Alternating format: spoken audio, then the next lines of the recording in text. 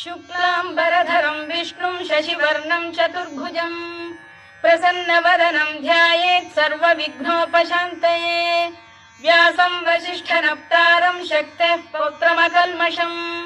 पराशरात्मजं वन्दे शुकतातं तपोनिधिं। व्यासाय विष्णुरूपाय व्यासरूपाय विष्णवे नमो वै ब्रह्मनिधये वासिष्ठाय नमो नमः। अविकाराय शुद्धाय नित्याय परमात्मने सदैकरूपरूपाय विष्णवे सर्वजिष्णवे यस्य स्मरणमात्रेण जन्म संसारबन्धनात् विमुच्यते। नमस्तस्मै विष्णवे प्रभविष्णवे। ॐ नमो विष्णवे प्रभविष्णवे। श्रीवैशम्पायन उवाच श्रुत्वा धर्मानशेषेण पावनानि च सर्वशः युधिष्ठिरः शान्तनवं पुनरेवाभ्यभाषत।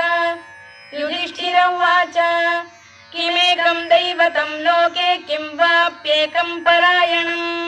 स्तुवन्तः कङ्कमर्चन्तः प्राप्नुयुर्मानवा शुभम्। को धर्मः सर्वधर्माणां भवतः परमो मतः किं जपन्मुच्यते जन्तुर्जन्म संसारबन्धनात्। श्रीभीष्म उवाच जगत्प्रभुं देवदेवमनन्तं पुरुषोत्तमं स्तुवन्नाम सहस्रेण पुरुषः सततोत्थितः तमेव चार्चयन् नित्यं भक्त्या पुरुषमव्ययम् ध्यायन् स्तुवन् नमस्यं च यजमानस्तमेव च अनादिनिधनं विष्णुं सर्वलोकमहेश्वरम् लोकाध्यक्षं स्तुवन् नित्यं सर्वदुःखातिगो भवेत्। ब्रह्मण्यं सर्वधर्मज्ञं लोकानां कीर्तिवर्धनम् लोकनाथं महद्भूतं सर्वभूतभवोद्भवम् एष मे सर्वधर्माणां धर्मोऽधिकतमो मतः यद्भक्त्या पुण्डरीकाक्षं स्तवैरच्चेन्नरः सदा परमं यो महत्तेजः परमं यो महत्तपः परमं यो महद्ब्रह्म परमं यः परायणम् पवित्राणां पवित्रं यो मङ्गलानां च मङ्गलम् दैवतं देवतानां च भूतानां यो व्ययः यतः सर्वाणि भूतानि भवन्त्यादियुगागमे यस्मिंश्च प्रलयं यान्ति पुनरेव युगक्षये तस्य लोकप्रधानस्य जगन्नाथस्य भूपते विष्णोर्नाम सहस्रं मे शृणु पापभयापहम्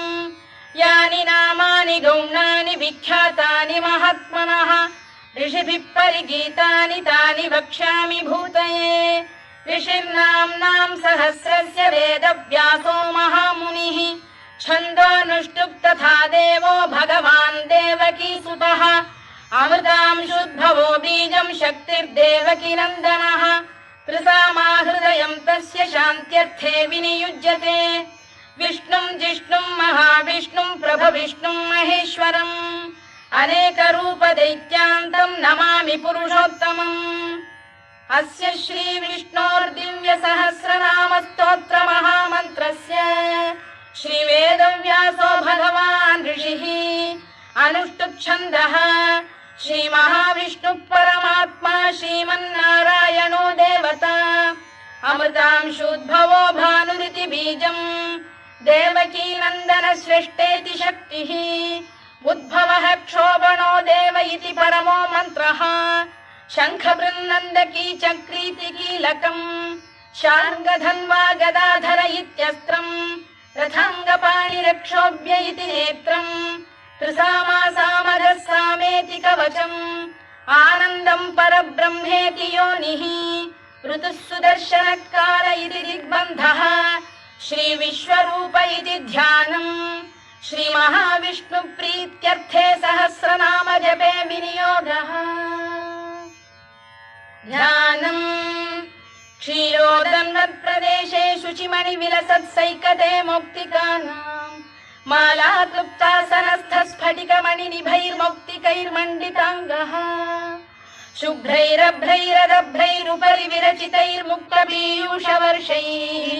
आनन्दीन पुरीयादरिनलिन गदा शङ्खपाणिर्मुकुन्दः भूः पादौ यस्य नाभिर्वियदसुरनिलश्चन्द्रसूर्यौ च नेत्रे कर्णावाशा शिरोद्यौर्मुखमपि दहनो यस्य वास्तेयमब्धिः अन्तस्थं यस्य विश्वं सुरनरखगो भोगि गन्धर्वदैत्यैः चित्रं रम्यते तं त्रिभुवन वपुषं विष्णुमीशं नमामि। ॐ नमो भगवते वासुदेवाय। शान्ताकारं भुजगशयनं पद्मनाभं सुरेशं विश्वाधारं गगनसदृशं मेघवर्णं शुभाङ्गम् लक्ष्मीकान्तं कमलनयनं योगिधृध्यानगम्यं वन्दे विष्णुं भवभयहरं सर्वलोकैकनाथम् मेघश्यामं पीतकौशेयवासं श्रीवत्साङ्कं कौस्तुभोद्भासिताङ्गम् पुण्योपेतं पुण्डरीकायताक्षं विष्णुं वन्दे सर्वलोकैकनाथम् नमः समस्तभूतानामादिभूताय भूभृते अनेकरूपरूपाय विष्णवे प्रभविष्णवे सशङ्खचक्रं सकिरीटकुण्डलं सपीतवस्त्रं सरसीरुहेक्षणं सहारवक्षस्थलशोभिकौस्तुभं नमामि विष्णुं शिरसा चतुर्भुजम् छायायां पारिजातस्य हेमसिंहासनोपरि आसीनमम्बुदश्याममायताक्षमलङ्कृतम् चन्द्राननं चतुर्बाहुं श्रीवत्साङ्कितवक्षसम् रुक्मिणी सत्यभामाभ्यां सहितं कृष्णमाश्रये।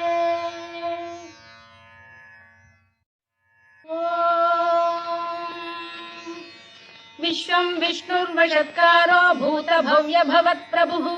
भूतभृद्भावो भूतात्मा भूतभावनः भूतात्मा परमात्मा च मुक्तानां परमागतिः अव्ययः पुरुषः साक्षी क्षेत्रज्ञोऽक्षर एव च योगो योगविदां नेता प्रधानपुरुषेश्वरः नारसिंहवपुः श्रीमान् केशवः पुरुषोत्तमः सर्वः शिवस्थाणुर्भूतादिर्निधिरव्ययः सम्भवो भावनो भर्ता प्रभवः प्रभुरीश्वरः स्वयंभूः शम्भुरादित्यः पुष्कराक्षो महास्वनः अनादिनिधनो धाता विधाता धातुरुत्तमः अप्रमेयो ऋषिकेशः पद्मनाभोऽमरप्रभुः विश्वकर्मा मनुस्पष्टा स्थविष्ठस्थविरो ध्रुवः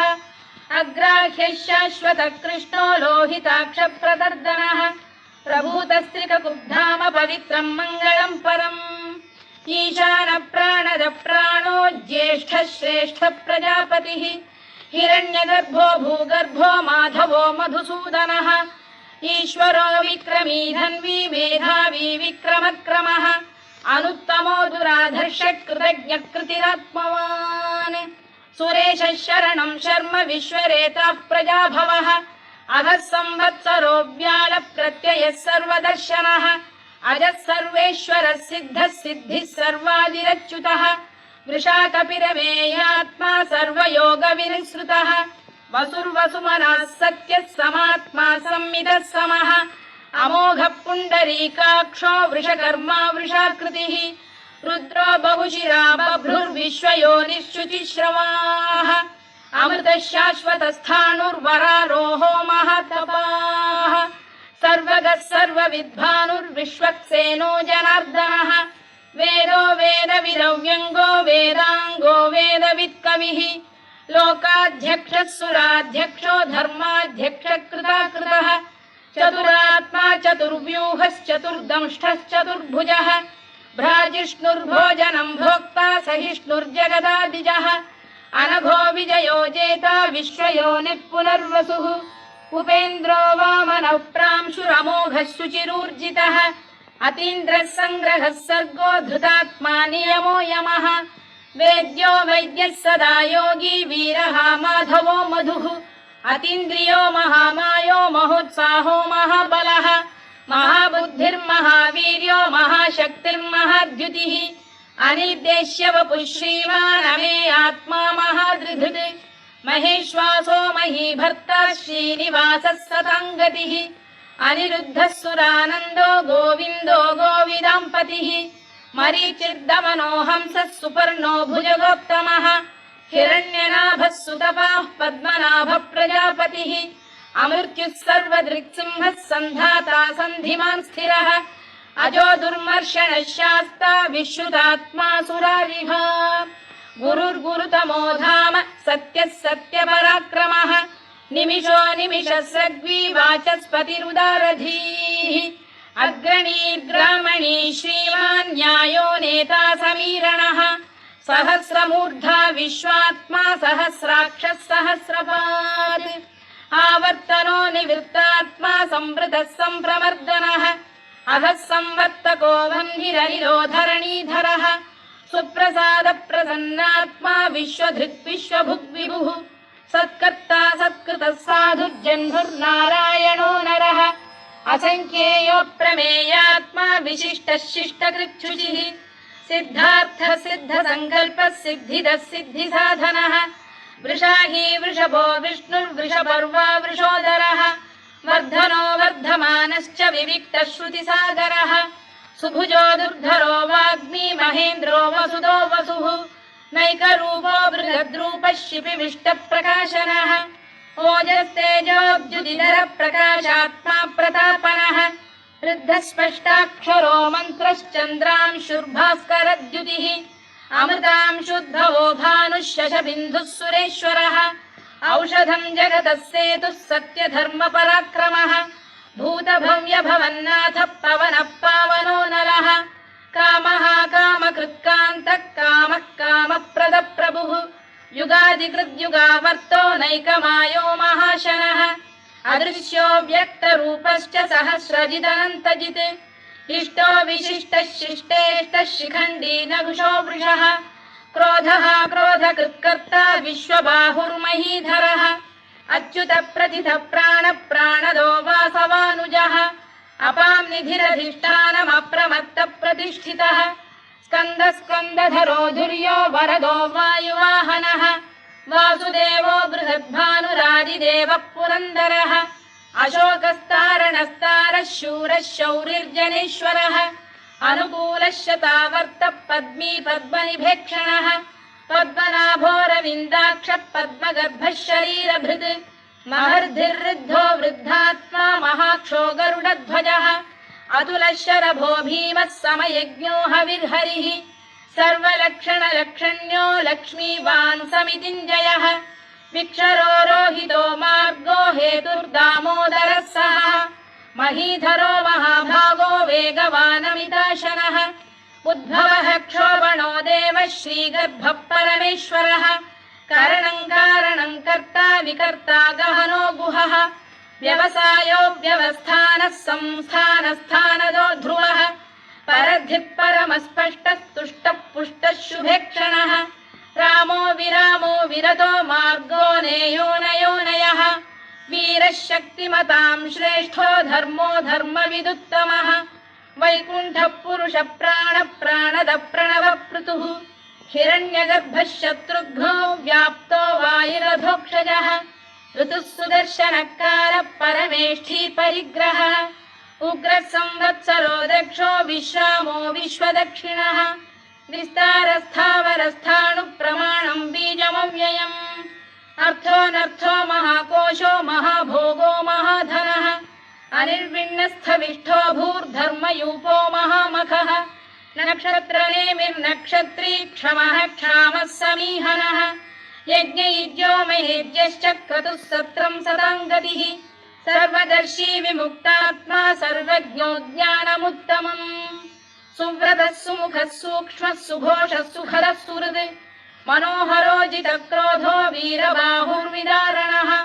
स्वापनः स्ववशो व्यापी नैकात्मानैककर्मकृत्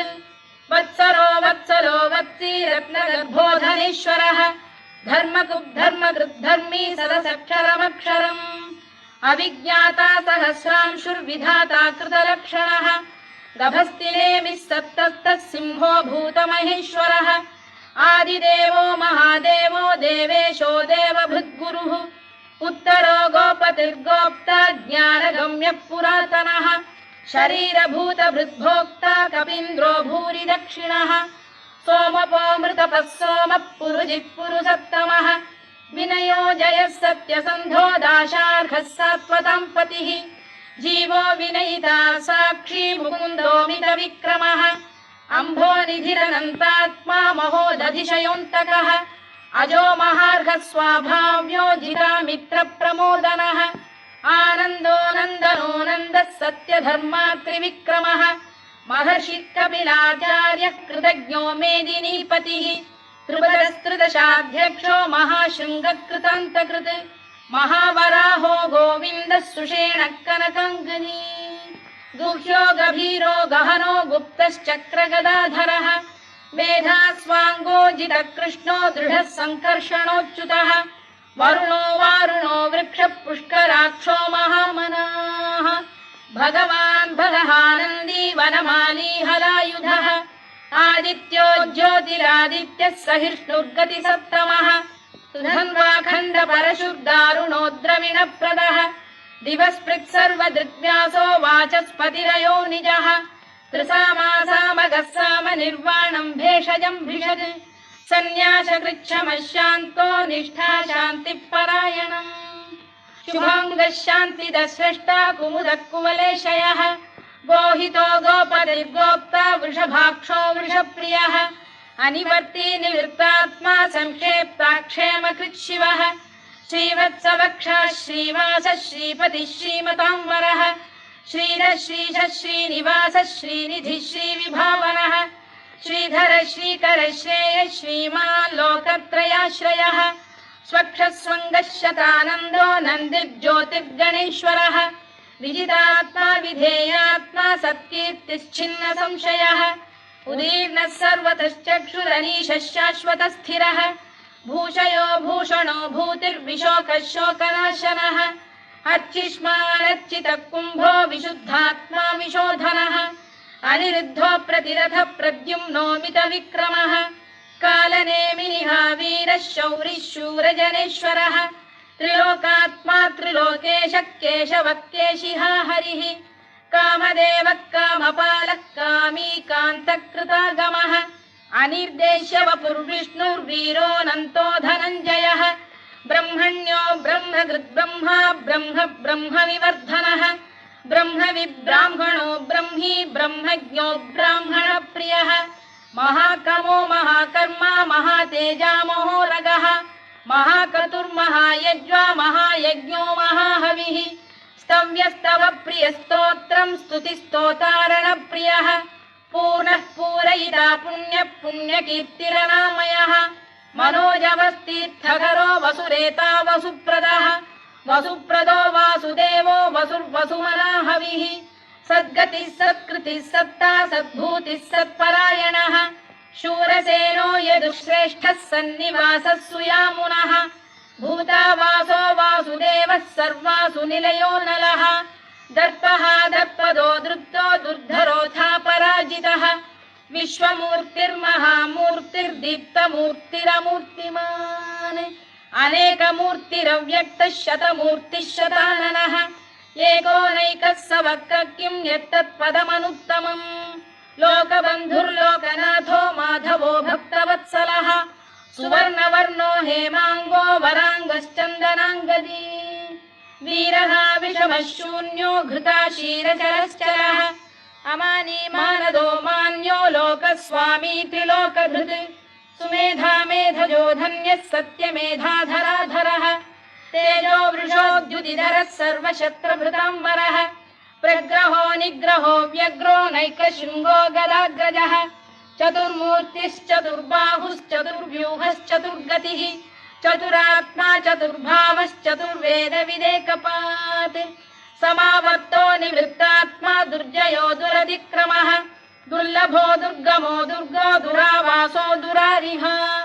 शुभाङ्गो लोकसारङ्गः सुतन्तुस्तन्तु वर्धनः इन्द्रकर्मा महाकर्मा कृतकर्मा कृतागमः उद्भवः सुन्दरः सुन्दो रत्ननाभः सुलोचनः अर्को वाजसनः शृङ्गी जयन्तः सर्वविजयी सुवर्णबिन्दुरक्षोभ्यः सर्ववागीश्वरेश्वरः महाह्रदो महागर्तो महाभूतो महानिधिः कुमुदः कुन्दरः कुन्दः पर्जन्यः पावनो निलः अमृताशोऽमृतवपुः सर्वज्ञः सर्वतोमुखः सुलभः सुव्रतः सिद्धः शत्रुजिच्छत्रुतापनः न्यग्रोधोदुम्बरोश्चतश्चाणूरान्ध्रैषूदनः सहस्रार्चिः सप्तजिह्वः सप्तैधाः सप्तवाहनः अमूर्तिरनघोचिन्त्यो भयकृद्भयनाशनः अणुबृहत्कृशस्थूलो गुणभृन्निर्गुणो महान् अधृतस्वधृतस्वास्य प्राग्वंशो वंशवर्धनः धारभृत्कथितो योगी योगीशः सर्वकामदः आश्रमश्रमणः क्षामः सुपर्णो वायुवाहनः धनुर्धरो धनुर्वेदो दण्डो दमयिता दमः अपराजितः सर्वसहो नियन्ता नियमो यमः सत्त्ववान् सात्विकः सत्यः सत्यधर्मपरायणः अभिप्रायप्रियार्होरप्रियकृत्प्रीतिवर्धनः विहाय सगदिर्ज्योतिः सुरुचिर्पुतभुग्विभुः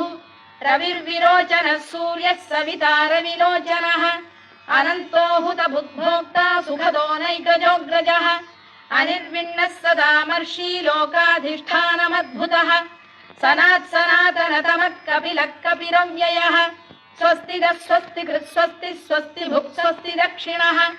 आरौद्रः कुण्डली चक्री विक्रम्यूर्जितशासनः शब्दातिगः शब्दसः शिशिरः शर्वरीकरः अक्रूरपेशलो दक्षो दक्षिणः क्षमिणां वरः विद्वत्तमो वीतभयः पुण्यश्रवणकीर्तनः उत्तारणो दुष्कृतिः पुण्यो दुःस्वप्ननाशनः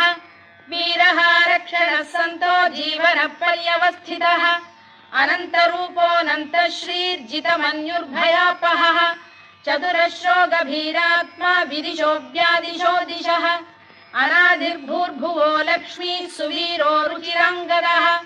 जननो जनजन्मादिर्भीमो भीमपराक्रमः आधारनिलयो धाता पुष्पहासप्रजागरः ऊर्ध्वगः सत्त्वथाचार प्राणद प्रणवप्रणः प्रमाणं प्राणनिलय प्राणभृत्प्राणजीवनः तत्त्वं तत्त्वविदेकात्मा जन्म मृत्युजरातिगः भूर्भुवः स्वस्तरुस्तारः सविता प्रपितामहः यज्ञो यज्ञपतिर्यज्वा यज्ञाङ्गो यज्ञवाहनः यज्ञभृद्यज्ञकृद्यज्ञी यज्ञभुग्यज्ञसाधनः यज्ञान्तकृद्यज्ञगुह्यमन्नमन्नाद एव च आत्मयोनिः स्वयं जातो वैखानः सामगायनः देवकीनन्दनः स्रष्टा क्षितीशः पापनाशनः शङ्खबृन्नन्दकी चक्री शार्ङ्गधन्वा गदाधरः तथाङ्गपाणिरक्षोभ्यः सर्वप्रहरणायुधः सर्वप्रहरणायुधो नम इति वनमाली गरीशाङ्गी शङ्खी चक्री च नन्दकी श्रीमान्नारायणो विष्णुर्वासुदेवोऽभिरक्षतु वनमाली गरीशाङ्गी शङ्खी चक्री च नन्दकी श्रीमान्नारायणो विष्णुर्वासुदेवोऽभिरक्षतु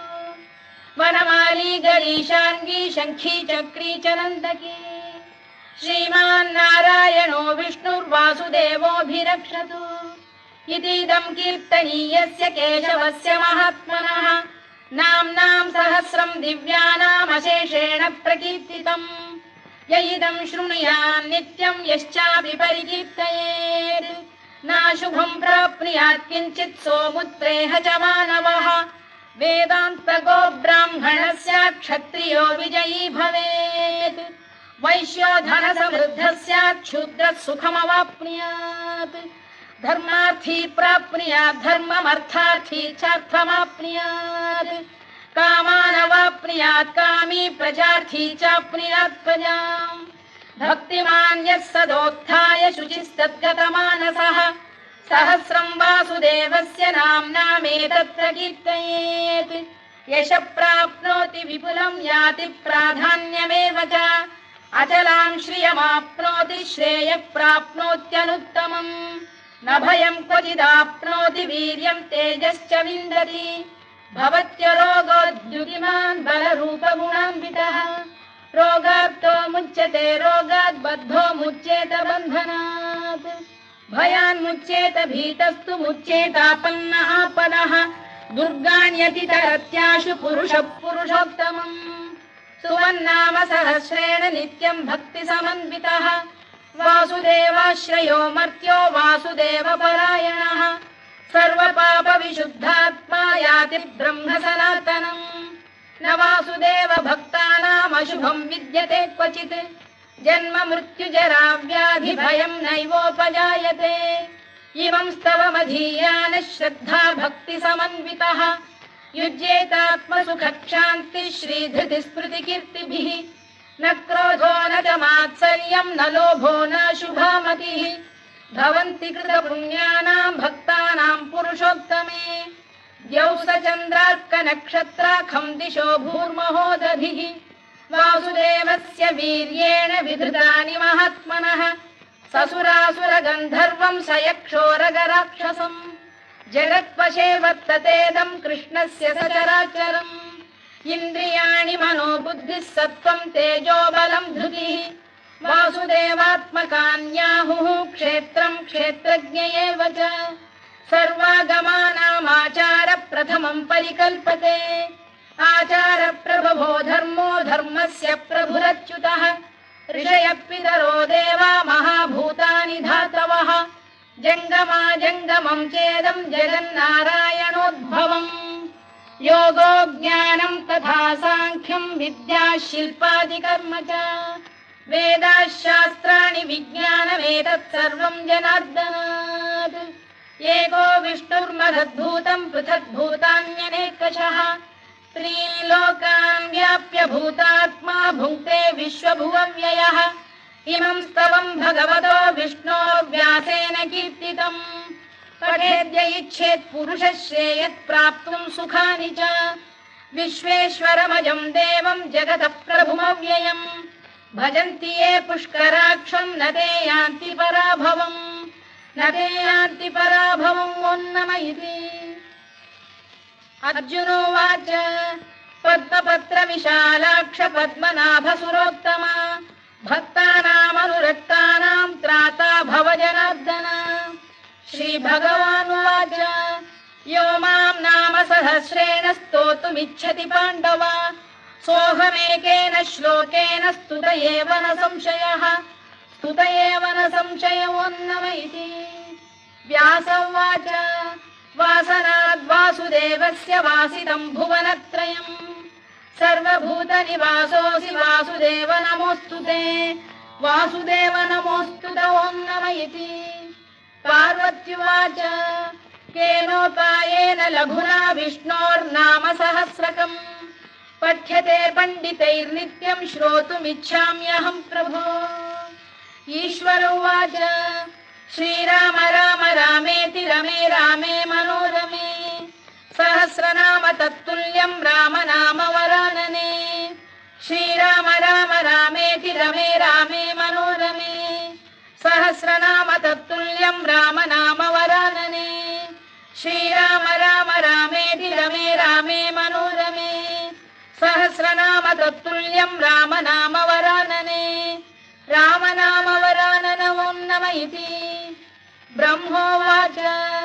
नमोऽस्त्वनन्ताय सहस्रमूर्तये सहस्रपादाक्षि शिरोरुबाहवे सहस्रनाम्ने पुरुषाय शाश्वते सहस्रकोटियुगधारिणे नमः सहस्रकोटियुगधारिणे नम ओन्नम इति सञ्जय उवाच यत्र योगेश्वर कृष्णो यत्र पार्थो धनुर्धरः तत्र श्रीविजयो भूतिर्ध्रुवा नीतिर्मतिर्मम श्रीभगवानुवाच अनन्याश्चिन्तयन्तो मां ये जनाः पर्युपासते तेषाम् नित्याभियुक्तानां योगक्षेमम् वहाम्यहम् परित्राणाय साधूनां विनाशाय च दुष्कृताम् धर्म संस्थापनार्थाय संभवामि युगे युगे आर्ता विषण्णाः शिथिलाश्च भीता घोरेषु च व्याधिषु वर्तमानाः संकीर्त्य नारायण शब्दमात्रम् विमुक्त दुःखाः सुखिनो भवन्तु कायेन वाचा मनसे